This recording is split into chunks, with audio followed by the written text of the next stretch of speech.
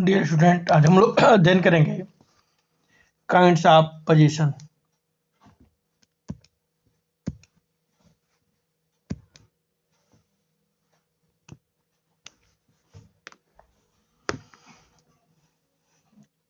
First है de facto and de jure position. तत्ता व वित्ता कब्जा। तत्ता कब्जा डी फैक्टो पोजीशन वह कब्जा होता है जहां एक वस्तु किसी व्यक्ति के तत्कालिक कब्जे में होती है।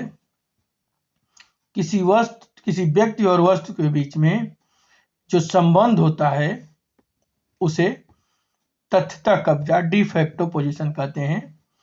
सामान्यतः हम देखते हैं कि व्यक्ति के पास जो वस्तुएं होती हैं उन पर उस पर का कब्जा होता है। किसी वस्तु पर जो है तथ्यता कब्जा उस पर भौतिक नियंत्रण का प्रतीक है। एग्जाम्पल के रूप में किराएदार अपने हिस्से के वास्तविक कब्जे अर्थात तथ्यता कब्जे में है, डी फैक्टो पोजीशन में है। तथ्यता कब्जे डी फैक्टो पोजीशन के लिए तथा कब्जे के लिए संबंध में कुछ बातें जो है महत्वपूर्ण है। जैसे ऐसी वस्तुएं जिन पर मनुष्य का भौतिक नियंत्रण नहीं हो सकता कब्जे की विषय वस्तु नहीं हो सकती, जैसे सूरज, चांद, सितारे। किसी वस्तु पर वास्तविक कब्जा होने के लिए व्यक्ति का जो है उस पर भौतिक नियंत्रण होना आवश्यक है, परंतु इसका आशय यह कदाप नहीं है कि उस वस्तु को मनुष्य सदैव ही अपने वास्तविक नियंत्रण में रखे। एग्जाम्पल के रूप में जैसे मनुष्य जब सोता है तब भी उसका कब्जा उसके मकान, कपड़ों, रुपए, पैसों आदि पर जो है बना रहता है। तथ्यता कब्जे के लिए व्यक्ति का वस्तु पर केवल भौतिक नियंत्रण ही पर्याप्त नहीं है, बल्कि उस व्यक्ति में अन्य को उस कब्जे को उस कब्जे से अपवर्जित करने की सामर्थ्य भी होनी चाहिए। कब्जे के अर्जन समाप्ति के निर्धारण के लिए जो है कब्जाधारी को उस वस्तु की कब्जे में धारण करने की इच्छा भी जाननी महत्वपूर्ण है। अपवाद भी इसके कुछ हैं। कुछ दशाओं में बिना इच्छा का या आशय से भी कब्जा जो है रह सकता है, जैसे प्रत्येक व्यक्ति के हाथ, पैर, आंख, कान, सिर आदि होते हैं, इन पर उसका कब्जा रहता है। डी यूरे पोजीशन वित्ता कब्जा वह कब्जा होता है जिसको कानून किसी वस्तु के ऊपर एक व्यक्ति को जो है प्रदान करता है। वित्ता कब्जा डी यूरे पोजीशन वह कब्जा होता है जिसको कानून कब्जा माने, भले ही वस्तु जो है दूसरे व्यक्ति के अधिकार क्षेत्र में, जैसे मरम्मत के लिए दी गई घड़ी, सिलाई के लिए दिए गए कपड़े कारीगर और दर्जी के पास है, परंतु कब्जा उनके मालिकों के पास जो है होता है, बना रहता है। जब कोई व्यक्ति अपने कब्जा संबंधी वाद लाता है तो न्यायालय सर्वप्रथम यह देखता है कि वादी का वस्तु पर वास्तविक कब्जा है या नहीं है। अधिकांश मामलों में वास्तविक कब्जा डी फैक्टो पोजीशन ही वित्ता कब्जा डी यूरे पोजीशन का प्रतीक होता है, परंतु प्रत्येक दशाओं में वास्तविक कब्जा भी बिना भी व्यक्ति को वित्ता कब्जा जो है प्राप्त होता है। कुछ केस है, जैसे एक केस है मेरी बनाम ग्रीन की जो केस है 1841 है, मेरी वर्सेस ग्रीन में क्रेता ने नीलाम में खरीदी मेज की दरार में से विक्रेता का गुप्त धन ले लिया। इस पर न्यायालय ने क्रेता को जो है चोरी का अपराधी मानते हुए यह निर्धारित किया कि विधि की दृष्टि में गुप्त दरार में रखे धन पर विक्रेता का कब्जा अभी बना हुआ है, यद्यपि उस पर वास्तविक कब्जा नहीं था। क्रेता को खरीदी गई वस्तु में छुपी मूल्यवान वस्तु रखने का हक नहीं है। इसी तरह एक केस है Elvis versus brick gas company, Elvis बनाम ब्रिक गैस कंपनी। इसमें जो है प्रतिवादी की कंपनी उस भूमि पर खुदाई के समय एक ऐतिहासिक नौका मिली जिसको उसने वादी से पट्टे पर ली थी। वादी द्वारा दायर बादी द्वारा याचिका दायर करने पर न्यायालय ने निर्धारित किया कि कानून की दृष्टि में भूमि पर वादी का कब्जा था और भूमि के अंदर जो है छिपी हुई वस्तुओं पर भी वादी का कब्जा माना जाएगा, चाहे वादी को उन वस्तुओं की जानकारी हो या न हो, वादी को नौका पर कब्जे का हक है। इसी तरह एक केस है हन्ना वर्सेस पिल। इसमें एक व्यक्ति ने मकान खरीदा और उस पर कब्जा करने से पहले ही सैनिकों को ठहरने के लिए दे दिया। एक सैनिक को सफाई करते वक्त एक आभूषण खिड़की पर मिला और उस मकान के स्वामी ने उस आभूषण को सैनिक से लेकर बेच दिया। इस पर सैनिक ने मकान के स्वामी के विरुद्ध क्षतिपूर्ति का वाद दायर किया। न्यायालय ने सैनिक के पक्ष में निर्णय देते हुए कहा कि यतिभूत पर था उसमें छिपी हुई वस्तुओं का कब्जाधारी का अधिकार होता, किंतु उस मकान के स्वामी का अपने मकान पर कभी भी कब्जा नहीं रहा है, इसलिए इस आभूषण पर सिपाही का ही कब्जा होगा। इसी तरह एक केस है एनकोना वर्सेस रोजर्स के मामले में एक मकान के स्वामी ने किसी स्त्री को यह अनुमति दी कि वह अपना सामान मकान के कुछ कमरों में रखे। उस स्त्री ने अपना सामान किसी अन्य के मार्फत भिजवाया, जिसने उस सामान को मकान मालिक द्वारा बताए गए कमरे में रखा था। उसमें ताला लगाकर चाबी उस स्त्री को जो है उसने दे दिया। उस सामान के कब्जे संबंधी विवाद को तय करते हुए न्यायालय ने निर्धारित किया कि यदि वह सामान मकान मालिक के वास्तविक कब्जे में था, परंतु फिर भी विधिता कब्जा डी जूरे पोजीशन उस स्त्री का ही था। अतः न्यायालय ने विचार किया, निर्णय किया कि स्त्री के पास उन कमरों की चाबी का होना इस बात का पर्याप्त प्रमाण था कि उस पर भौतिक नियंत्रण जो है अभी भी उस स्त्री का ही था। इन निर्णयों के आधार पर, इन केसेस के माध्यम के वादों पर जो है, इन वादों के माध्यम से हम ये कह सकते हैं या कहा जा सकता है कि विधिक दृष्टि से कब्जे की धारणा के विषय में कोई निश्चित मापदंड अपनाना जो है कठिन है। बाद विशेष की घटनाओं और परिस्थितियों के संदर्भ में इस पर विचार किया जाना उचित होता है। जो है कब्जा डिफैक्टो बाद कब्जा तथ्यतः हो सकता है अथवा डी जूरे, एक साथ दोनों भी हो सकता है। डी जूरे पोजीशन के लिए आवश्यक नहीं है कि व्यक्ति को वस्तु पर वास्तविक डिफैक्टो पोजीशन ही प्राप्त हो। डी जूरे पोजीशन एक प्रकार का अधिकार है और वृद्ध द्वारा इसको जो है मान्य और संरक्षित किया गया है। दूसरा सेकंड है कॉर्पोरियल इनकॉर्पोरियल पोजीशन। मूर्त और अमूर्त कब्जा। भौतिक पदार्थ के कब्जे को मूर्त कब्जा कॉर्पोरियल पोजीशन तथा भौतिक पदार्थ पर वास्तविक कब्जे को छोड़कर अन्य प्रकार के कब्जे को अमूर्त कब्जा इनकॉर्पोरियल पोजीशन कहते हैं। मूर्त कब्जा कॉर्पोरियल पोजीशन वह कब्जा होता है जो वस्तुओं तथा संपत्ति पर प्राप्त होता है। इसलिए यह जरूरी होता है कि उस व्यक्ति के द्वारा उसके अधिकार क्षेत्र के अंदर में आने वाली वस्तुओं के ऊपर उसका सीधा संपर्क हो, तभी वह जो है मूर्त कब्जा माना जाएगा। एग्जाम्पल जैसे भौतिक सामान, वह चीजें, मकान, दुकान, जमीन, वह किताब, पेन, घड़ी, कार आदि के ऊपर मालिक का कब्जा मूर्त कब्जा होता है, कॉर्पोरियल पोजीशन माना जाएगा। जबकि अमूर्त जो कब्जा होता है वह कब्जा होता है इनकॉर्पोरियल पोजीशन, जो वस्तु के साथ अमूर्त रूप से संबंध, जैसे किसी वस्तु के ऊपर अधिकार के रूप में प्रयोग किया जाता है। इसको अमूर्त इसलिए कहा जाता है कि इसको देखा नहीं जा सकता बल्कि महसूस किया जाता है, जैसे कॉपीराइट, ट्रेडमार्क, पेटेंट, गुडविल का अधिकार अमूर्त कब्जा है, इनकॉर्पोरियल पोजीशन है। सर देखते हैं अगला next immediate and mediate position.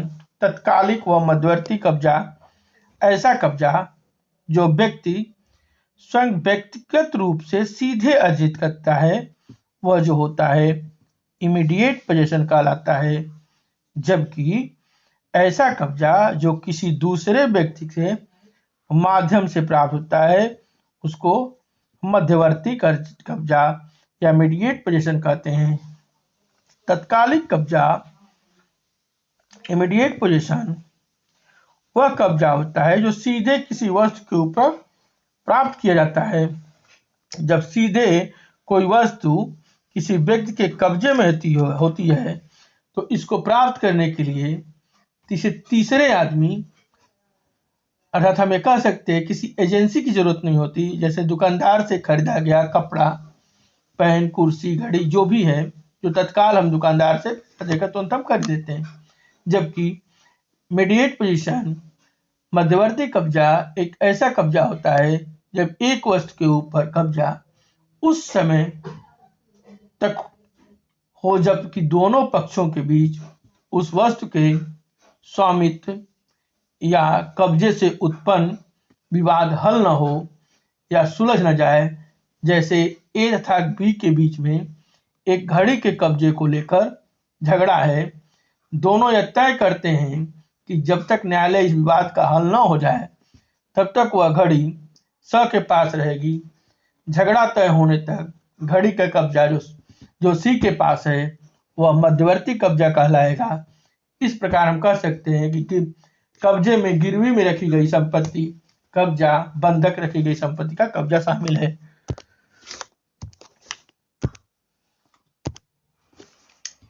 आइए नेक्स्ट हम देखते हैं कंकरेंट एंड डुप्लीकेट पोजीशन। समवर्ती या दोहरा कब्जा। सिविल लॉ में सिविल विधि के अंतर्गत जो है यह मान्यता है कि किसी वस्तु पर एक ही समय दो व्यक्तियों का कब्जा जो है नहीं हो सकता, क्योंकि कब्जे की अनन्यता जो होती है, एक्सक्लूसिव होता है, उसकी वास्तविक मर्म होती है। और इसका एक कारण है कि दो अनन्य एक्सक्लूसिव उपयोगों के दो परस्पर विरोधी दावों का एक साथ जो है निष्पादन नहीं किया जा सकता। परंतु जो है सामंड के अनुसार जो है कुछ मामले ऐसे होते हैं जिनमें दावे पृथक पृथक होते हुए भी परस्पर जो है विरोधी नहीं होते, उनका एक साथ निष्पादन हो सकता है। इस प्रकार के दोहरे कब्जे को जो है हम समवर्ती कब्जा कंकरेंट पोजीशन कहते हैं। सामंड के अनुसार जो है कुछ दशाएं होती हैं जिसमें समवर्ती कब्जा जो है विद्यमान रहता है, कंकरेंट जो है पोजीशन जो है विद्यमान रहता है। एक ही वस्तु पर तत्कालिक और मध्यवर्ती कब्जा साथ साथ होता है। सस्वामित्व का अधिपात, अर्थात दो या अधिक व्यक्तियों का एक ही वस्तु पर समान जो है कब्जे का हक होता है। एक ही भौतिक पदार्थ के संबंध में मूर्त व अमूर्त कब्जे का साथ साथ होना। एग्जाम्पल पर एक व्यक्ति किसी भूमि पर मूर्त कब्जा रखता है तथा दूसरा व्यक्ति जो है उस भूमि पर से आने जाने के मार्ग के अधिकार को के रूप में अमूर्त कब्जा प्राप्त है, तो इस भूमि पर उन दोनों ही व्यक्तियों का समवर्ती कंकरेंट पोजीशन माना जाएगा। अब आते हैं क्वासी पोजीशन। मात्र अधिकार का कब्जाकल्प क्वासी पोजीशन माना जाता है। जैसे मार्गाधिकार, इस कोर्ट में किसी वैध अमूर्त अधिकार का कब्जा आता है। इस प्रकार के अधिकार की अंतवस्तु के यथार्थ उपयोग और उपभोग को ही उक्त अधिकार पर आधिपत्य माना जाता है। अमूर्त वस्तुओं या संपत्तियों पर अधिकार को विशुद्ध रूप से आधिपत्य तो हम नहीं कह सकते, परंतु ऐसे अधिकार के आवश्यक संकल्प सहित प्रयोग को जो है कहा जाता है क्वासी पोजीशन। अब आता है हम लोगों का कंस्ट्रक्टिव पोजीशन। यह वह कब्जा होता है जो किसी संपत्ति का वास्तविक भौतिक अधिकार क्षेत्र में आने से पहले प्राप्त होता है। इस प्रकार का जो कब्जा कानून की निगाह में कब्जा होता है, यह तथ्य नहीं है। इसमें किसी व्यक्ति का वास्तविक कब्जा नहीं होता। जैसे जब हम कोई सामान खरीदते हैं और वह गोदाम में रहता है तो उसकी चाबी हमें मिल जाती है, तो यह रचनात्मक कब्जा है, कंस्ट्रक्टिव पोजीशन है। इस प्रकार मकान मालिक व किराएदार, मालिक व नौकर, बंधककर्ता और बंधक ग्रहीता, प्रिंसिपल और एजेंट के बीच संपत्ति जो है प्राप्त करने के लिए, प्रॉपर्टी प्राप्त करने के लिए प्राप्त कब्जे को जो है हम रचनात्मक कब्जा कहते हैं। अब आता है डेरिवेटिव पोजीशन। प्रयोजनात्मक कब्जा। प्रयोजनात्मक कब्जा उन व्यक्तियों के होते हैं जो वास्तविक स्वामी तो नहीं होते, लेकिन वस्तुओं के कब्जों में कुछ प्रयोजनों के लिए बने रहते हैं, जैसे ऋणदाता, दर्जी आदि। जब इनको मूलधन, ब्याज समेत या सिलाई नहीं दी जाती है, तब तक एक प्रतिभूत, श्योरिटी प्रतिभूत तथा कपड़े अपने कब्जे में रख सकते हैं। उन्हें बल प्रयोग में लेना अपराध होगा। यह कब्जा जो होगा प्रयोजनात्मक कब्जा होगा, डेरिवेटिव पोजीशन कहलाता है। अब आते हैं रिप्रेजेंटेटिव पोजीशन। सॉरी, प्रतिनिधि कब्जा वह कब्जा होता है जो एक व्यक्ति दूसरे व्यक्ति के लिए किसी वस्तु के ऊपर रखता है, जैसे नौकर या एजेंट के द्वारा किसी वस्तु के ऊपर रखा गया कब्जा। अब आता है एडवर्स पोजीशन, प्रतिकूल कब्जा। कई बार ऐसा भी कब्जा कानून में देखने को मिलता है जो कब्जे के प्रतिकूल होता है। इस कब्जे की विशेषता जो होती है दूसरे के संपत्ति में होने से है। यह दूसरे के स्वामित्व में अतिक्रमण होता है, अर्थात वास्तव में संपत्ति का कब्जा एक मालिक का होता है, परंतु वह मालिक उस संपत्ति के कब्जे को दूसरे व्यक्ति को अपने माध्यम से रखने के लिए कह देता है। वह दूसरा आदमी उसको रखता है। एक निश्चित समय के बाद वह आदमी असली मालिक के खिलाफ विपरीत कब्जे के लिए दावा कर देता है। इस प्रकार से प्राप्त संपत्ति के कब्जे को जो है एडवर्स पोजीशन कहते हैं।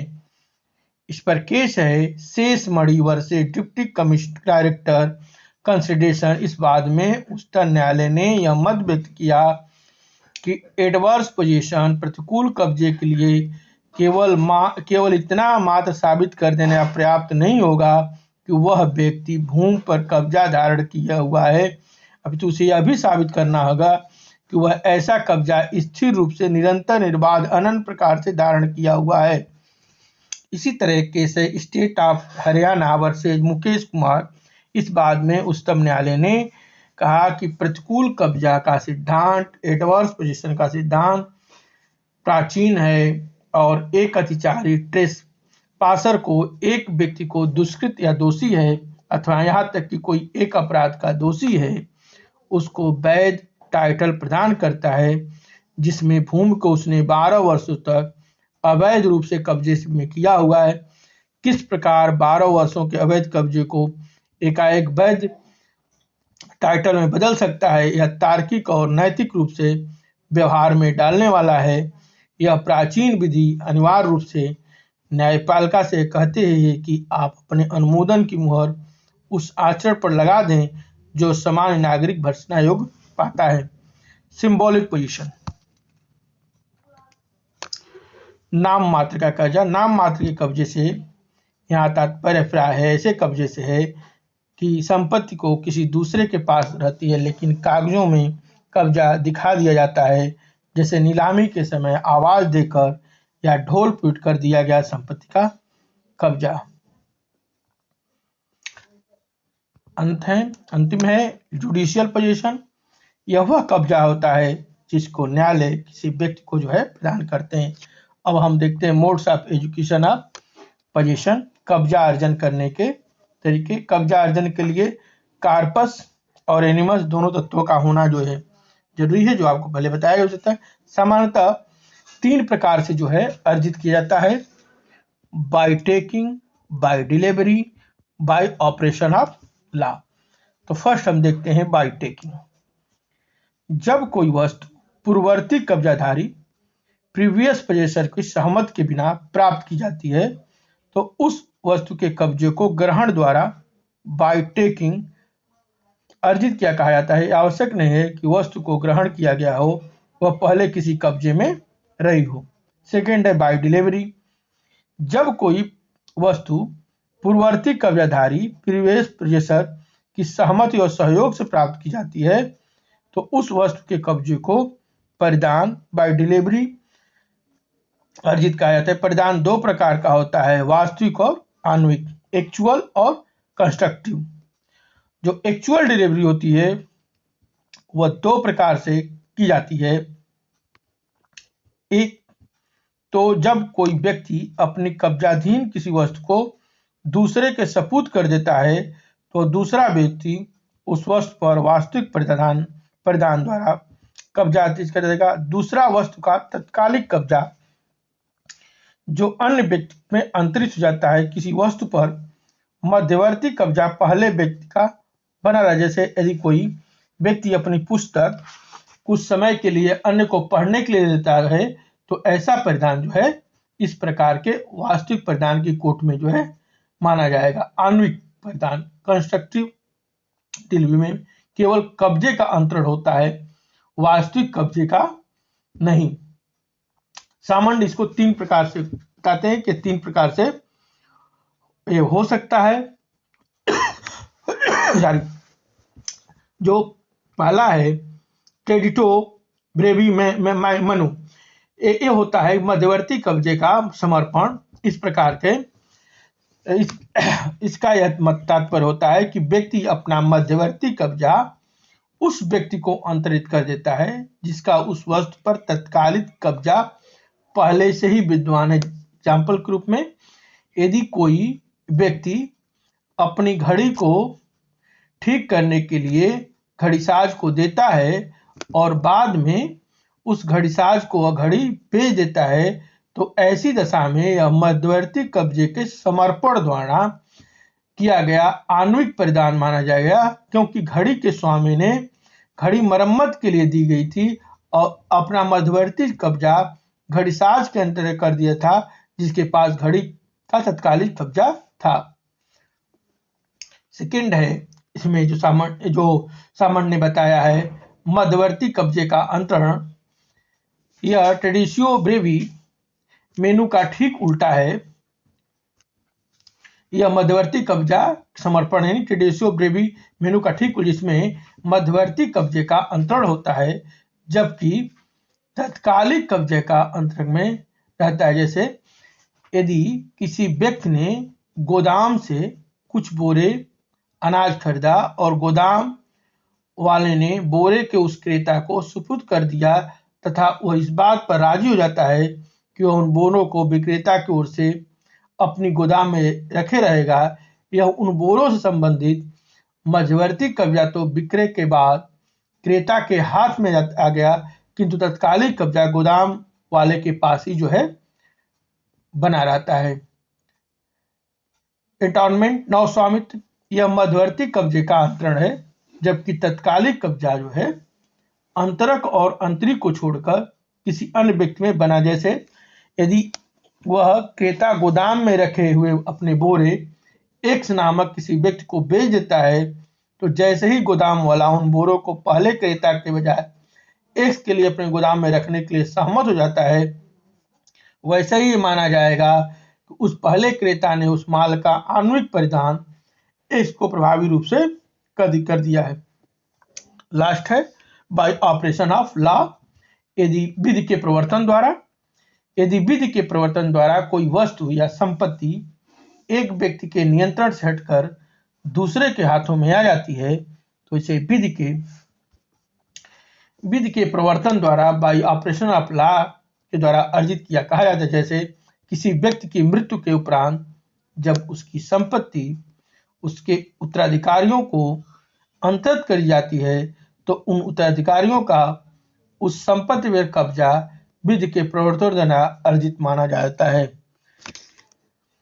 एक सूत्र है जज टेटाई, पर व्यक्ति अधिकार, यदि कोई व्यक्ति किसी दूसरे के कब्जे में अनुचित हस्तक्षेप करता है तथा कब्जाधारक हस्तक्षेप करने के वाले के विरुद्ध वाद लाता है, तो उस स्थिति में प्रतिवादी अपने बचाव में यह तर्क प्रस्तुत नहीं कर सकता कि विवादग्रस्त संपत्ति का वास्तविक स्वामी न तो वह है और न ही वादी, अपितु अन्य कोई तीसरा व्यक्ति उसका वास्तविक। इस प्रकार जो है प्रतिवादी द्वारा वादी के कब्जे का खंडन केवल जो है इस आधार पर नहीं किया जा सकता कि उस संपत्ति का स्वामित्व जो है वादी के अलावा अन्य किसी व्यक्ति में निहित है। कानून किसी व्यक्ति को पर व्यक्ति के अधिकार जस्टिटाई का प्रतिवाद स्थापित करने का अनुज्ञा नहीं देता, बल्कि जो है अपेक्षा करता है कि प्रत्येक व्यक्ति जो है अपने स्वयं के ही हक को प्रतीक्षा करे। अतः वादी जो है प्रतिवादी के बीच चल रहे वाद में प्रतिवादी द्वारा किसी तीसरे का अधिकार साबित किया जाना विसंगत तथा व्यर्थ होगा। इसके कुछ अपवाद हैं। यदि प्रतिवादी वास्तविक स्वामी की ओर से तथा उसके प्राधिकार अनुयोजन का प्रतिक्षण करता है, यदि प्रतिवादी ने उल्लंघन का कार्य वास्तविक स्वामी के अनुमति से किया है, यदि प्रतिवादी ने वास्तविक स्वामी को विवादग्रस्त संपत्ति में बदले अपनी कोई संपत्ति देकर पहले ही संतुष्ट कर दिया है। इस जस्टिटाई में यह कहा गया, जैसे ए कहता है कि ए बी जो है गलत कब्जा किया हुआ है, यह संपत्ति जो जिस पर किया हुआ है यह मेरा है। ट्रेसपासर जो भी है, जो ट्रेसपासर है, ये जो आ गया है, जो कब्जा किया हुआ है, जो चारी है, ये कहता है कि बी जो है गलत है। ये कहता है कि नहीं, जो ये कह रहे हैं कि यह सी जो है, ये सी है, ये सी की वस्तु है, सी इसके मालिक हैं, ये ए नहीं है, ये नहीं है, तो ऐसे करने का जो है मौका जो है नहीं दिया जाएगा। इसी तरह जो है एक है possession is 9 point of ownership. आधिपत्य स्वामित्व का 9/10वां भाग है। Possession in 9 point of ownership. स्वामित्व का कोई प्रत्यक्ष स्वरूप जो है नहीं होता, यह अमूर्त वस्तु है जिसकी अनुभूति जो है किसी भौतिक वस्तु के माध्यम से ही की जा सकती है। आधिपत्य एक ऐसा कृत्य है जो स्वामित्व की कमी को जो है पूरा करता है। अगर हम देखें तो समान अर्थों में किसी संपत्ति पर कब्जा पूरा होने पर ही उस पर स्वामित्व जो है पूरा होता है। इरिंग का कथन है कि आधिपत्य जो होता है स्वामित्व की वास्तविक या भौतिक अनुभूति है। अगर दूसरे शब्दों में कहें, कहा जाए कि आधिपत्य जो है किसी संपत्ति पर वस्तुतः डी फैक्टो व्यवहार है, जो स्वामित्व कानून डी जूरे मान्यता है, इसको विधता मान्यता है। आधिपत्य किसी संपत्ति के स्वामी का एक ऐसा वाहसाक्ष्य है जिसके आधार पर वह अन्य दावेदारों के विरुद्ध जो है अपना स्वत्व टाइटल हक सिद्ध करने के लिए वाद दायर कर सकता है। कानून में इस बात की स्पष्ट व्यवस्था है कि यदि कोई किसी संपत्ति पर लगातार जो है 12 वर्ष तक निर्विघ्न रूप से कब्जा किए जा रहे हैं, तो उस पर संपत्ति पर स्वामित्व का अधिकार प्राप्त हो जाता है। इस प्रकार के टाइटल के संबंध में किसी निर्धारित अवधि के समाप्त होने पर भी जो है चीर भोग प्रेस्क्रिप्शन बना रहता है। आधिपत्य पोजेशन स्वामित्व कब्जा, आधिपत्य का पोजेशन कब्जा किसी संपत्ति के अधिग्रहण करने वाले व्यक्ति की इच्छाओं क्रियाओं का दावा है। ओनरशिप स्वामित्व का संरक्षण स्वयं राज्य करता है, वह अपने आप में एक महत्वपूर्ण धारणा है और उसका ठोस आधार है। पोजेशन, इसमें अपवाद स्वरूप कुछ वस्तुएं होती हैं जिन पर स्वामित्व को स्थापित किया जा सकता है, परंतु जो है आधिपत्य पोजेशन प्राप्त नहीं किया जा सकता। पोजेशन एक प्रत्यक्षदर्शी वस्तु है, यह किसी संपत्ति पर स्वामित्व का मूलभूत जो है साक्ष्य बन जाता है। शायद इसीलिए कहा जाता है कि किसी संपत्ति कर कब्जा कर लेने से उसमें 9 हिस्सा स्वामित्व जो है स्वयं प्रमाणित हो जाता है, 9 पॉइंट ओनरशिप प्राप्त जाती है। यह भी है कि आधिपत्य स्वामित्व का जो है 9/10वां भाग है, 9 पॉइंट ओनरशिप है। भारत में वर्तमान भारतीय विधि में कब्जा की जो संकल्पना है, जो पोजेशन की संकल्पना है, अंग्रेजी विधि में विकसित संकल्पना की देने अधिकांश बिंदुओं पर कब्जा संबंधी विधि जो है अधिनियमित है, और यह अधिनियम जो है ब्रिटिश शासन काल में निर्मित हुए। इस प्रकार अधिकांश मामलों में कब्जे की संकल्पना आप देखेंगे ब्रिटिश संकल्पना के जो है करीब है, और वहां के अनुभव के आधार पर काफी परिवर्तन भी किया गया है। कार्पस और एनिमस के तत्व जो है कब्जा निर्धारण करने के लिए आवश्यक माने गए हैं, फिर भी न्यायालय ने निर्णय के दौरान लोक नीति और सुविधा के तहत आधार पर पर्याप्त नियमता लाने का जो है प्रयास किया है। Thank you.